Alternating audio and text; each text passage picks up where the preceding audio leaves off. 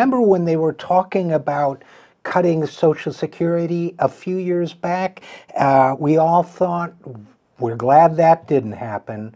But were we right? Or is Social Security actually facing a different kind of what our next guest would call a death of 1,000 cuts? Here to talk about that with us now is our good friend Nancy J. Altman. Nancy has been working in the field of Social Security and private pensions for, quite a while, probably 40 years or so. She is president of Social Security Works. She is chair of the Strengthen Social Security Coalition and Campaign. She has written about the subject. Her books include The Battle for Social Security, From FDR's Vision to Bush's Gamble, and as a co-author, Social Security Works, !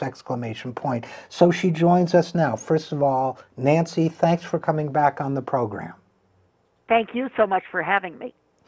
Secondly, okay, death of 1,000 cuts. What do you mean by that? The Republicans from the beginning have had it out for Social Security, or had it in for Social Security. And there are two ways that they've gone about trying to destroy the program. One is just straightforwardly by proposing legislation like Bush's privatization plan of a little more than a decade ago. But the other is, as you say, what I call death by 1,000 cuts, and that is to make the operation of the program so frustrating and so difficult and so aggravating that American people who've earned these benefits cannot get them in a timely, convenient way and just say the heck with it. Now, so far that hasn't happened. The part of what has happened is that Americans are waiting longer and longer to get their questions answered, to get appointments, lines out the door, and even worse. But so far, they still support Social Security, but they are not getting the world-class service that they deserve, and in fact, that they have already paid for. You know, and we're going to get to that last point in a second, but what I think is important for people to note here is that let's start with this. Social Security is required by law to be self-supporting through the income stream that's been assigned to it, the payroll tax that people pay into. So when you say people have already paid for it, meaning out of their paychecks, right? Exactly. The money is in the bank.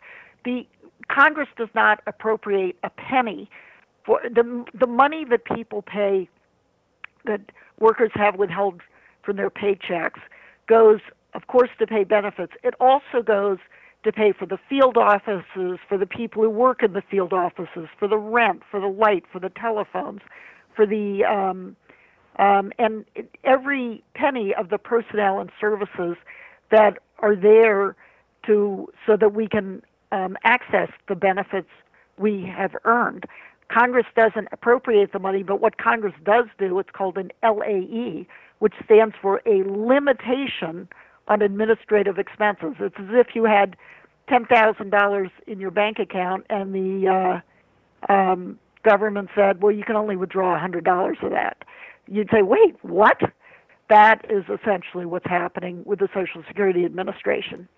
You know, I could, I suppose, craft what an argument from them might look like, and it might be, well, we're concerned about Social Security going broke, so we want to kind of close this spigot on how much they're spending that's extra, just to make it last a little while longer, because as we've been saying for decades, it's going broke, and we're going to try to put it off as long as we can. I would imagine that's their justification. And what's the answer to that?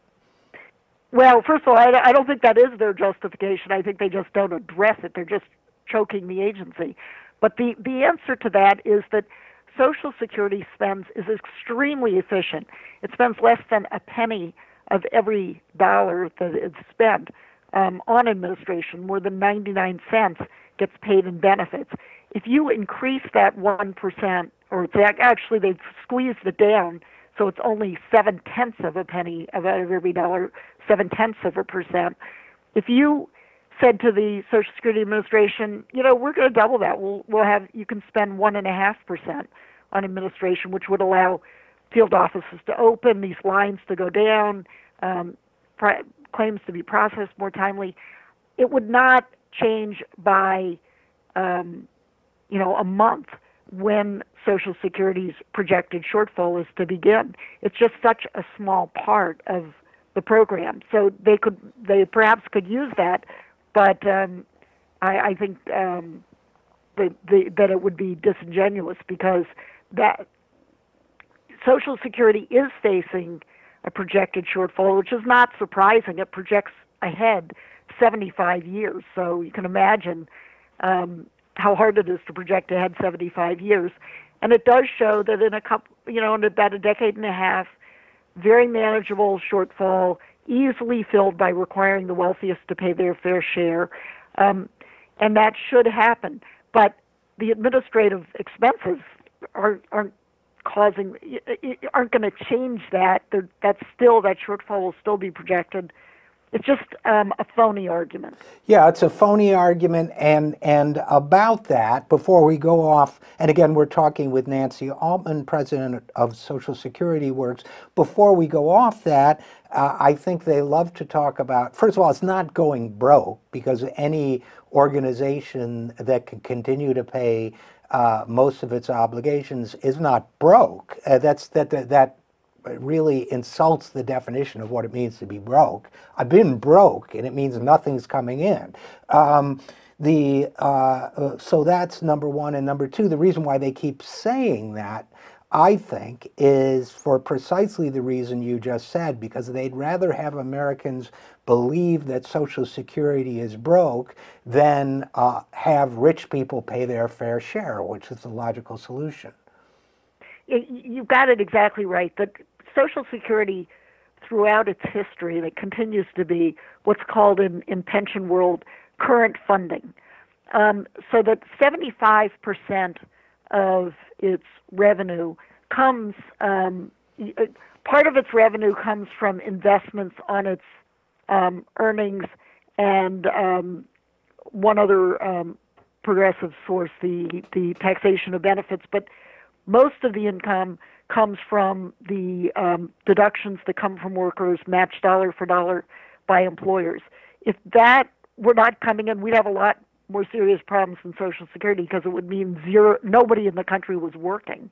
There's no question that Social Security can meet its obligations. It's a question of values. It's not a question of affordability. It's the same Congress that is starving the Social Security Administration is not allowing a vote on a number of proposals to expand benefits. There are proposals in Congress that expand benefits and fully fund Social Security by requiring those at the top to pay more.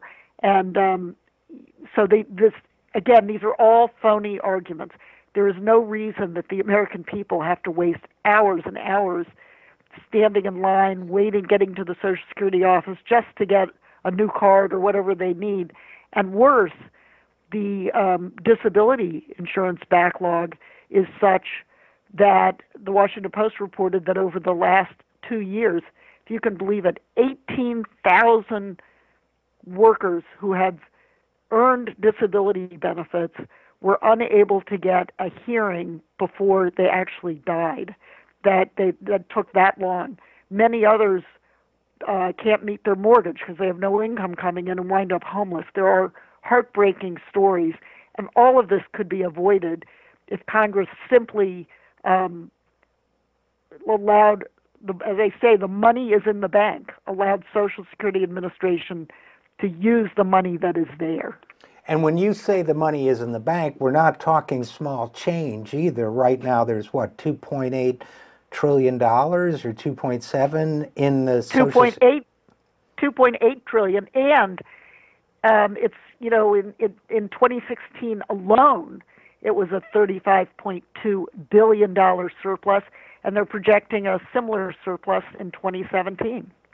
Yeah, see, people And in don't know that. 2018, I'm sorry, Yeah, well, that's we right. had it in 2017, and we are going to have another surplus in 2018. And people don't realize this. I think when we talk about this surplus and the fact that it's there, when we talk about this cutting of what at its largest, if they had everything they needed to keep doing to go back to doing a great job, it would still be a very, very low operating budget. It's hard to find.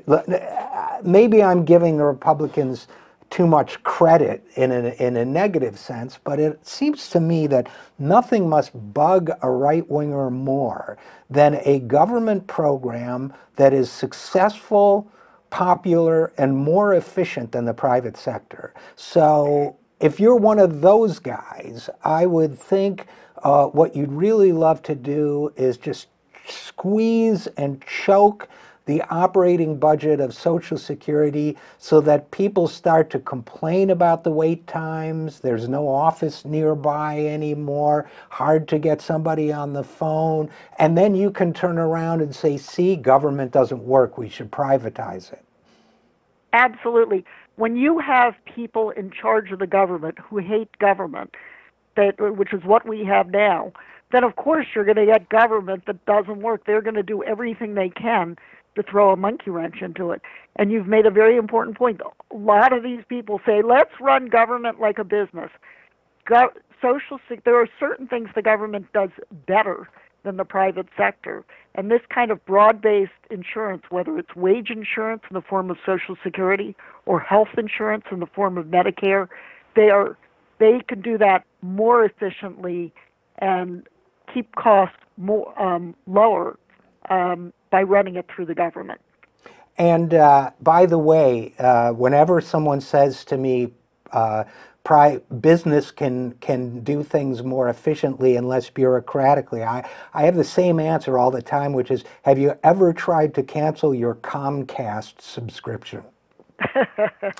But so we really have, what they're doing, I think, in service of their ideology is they're trying to force us into less efficient, greedier private sector hands. And I really think what they're doing is, it's hard for me to think of them as bad people. I mean, as good people. We have this, we love bipartisanship and compromise, and on a personal level, I've met some of these members of Congress, and they are very nice. But to me, these are terrible things to do to other human beings. Am I being unfair? I don't think so. I mean, I think that there is, this is why we have, this is really politics in the best sense, and that is, let's have an honest discussion and an honest debate and an honest vote. If Democrats run on expanding Social Security and letting those at the top pay their fair share, and Republicans run not on we want to save Social Security, all this stuff, but ran on we don't like Social Security, we think it's socialism, we think the private sector should do this, so we want to get rid of the program or at least scale it back. Bring it on, have an election. That's the way elections used to run. But what Republicans learned, they lost by a landslide in 1936 by running against Social Security. They lost in 1982 when Social Security was facing a shortfall, and the Democrats wanted to increase benefits, or not, at least they wanted to bring in more revenue, and the Republicans wanted to cut benefits. And the Democrats won. Let's have an honest debate. But as long as you have one side saying, we have to save it and it's unaffordable and young people aren't going to get anything from it, and by the way, it's so inefficient, then that destroys the whole. There's no accountability. You can't have an honest discussion. But I think that if Democrats run strong on this issue, and the issue of fully funding Social Security Administration, we should be opening field offices, not closing them, and run on the platform of we should be expanding Social Security in light of the retirement income crisis and not at all, not cut a penny from it, I think that Republicans will be forced to come out in the open and say what they really think and let the electorate decide. Well, I'm all for it, as you know. So unfortunately, we're going to have to leave it there, but you know we're going to stay on this issue. Nancy J. Altman, president of Social Security Works, as always, great to talk to you, and thanks for coming on the program. And again, thank you.